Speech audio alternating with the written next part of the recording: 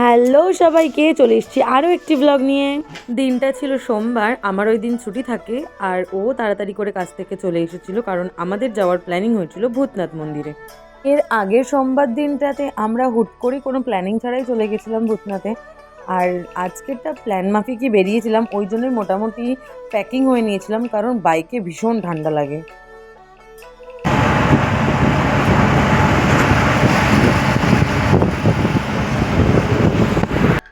সাধারণত আমরা যেই পথ দিয়ে যাই সেদিনকে সেই পথ দিয়ে যাইনি, গিরিশ পার্ক হয়ে যাচ্ছিলাম আর রাস্তা দিয়ে যেতে না যেতেই মায়ের এরকম মূর্তি দেখতে পেয়েছিলাম।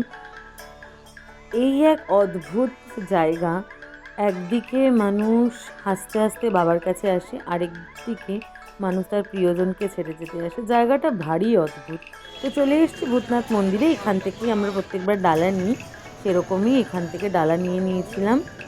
সোমবার করে মন্দিরের ভিতরটা এতটা পরিমাণ ভিড় হয় যে মোটামুটি মারামারি করে হলেও পুজো দেওয়া যায় না। তো যাই হোক, কষ্টসৃষ্ট করে ওখানে দর্শনটাই শুধু নিয়েছিলাম। নিয়ে বেরিয়ে আমি বলেছিলাম, আমার অনেক দিন ধরে প্ল্যান ছিল যে আমি মোটা বাবার মন্দিরে যাব, কোনো মতেই সেখানে আমি যেয়ে উঠতে পারছিলাম না।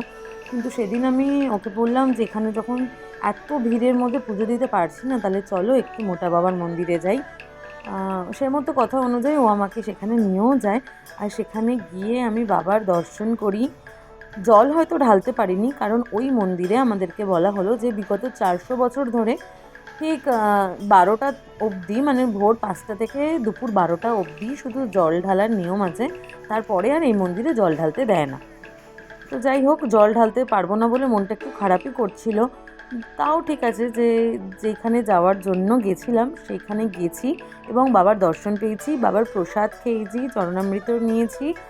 ভীষণ ভালো লেগেছিল আমার এই মন্দিরটাতে গিয়ে।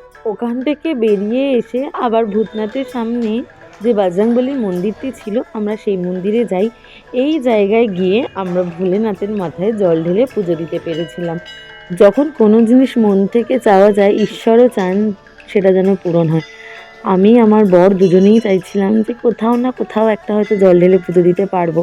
তো যাই হোক, ভোলেনাথ সেই ব্যবস্থা করে দিয়েছে। তো বেরিয়ে একটু ফুচকা খেয়ে নিয়েছিলাম আর তারপরে বাইরের দিকে রওনা দিলাম। আজকের ভিডিওটা এখানেই শেষ করছি, দেখা হচ্ছে নতুন কোনো ব্লগে। টাটা।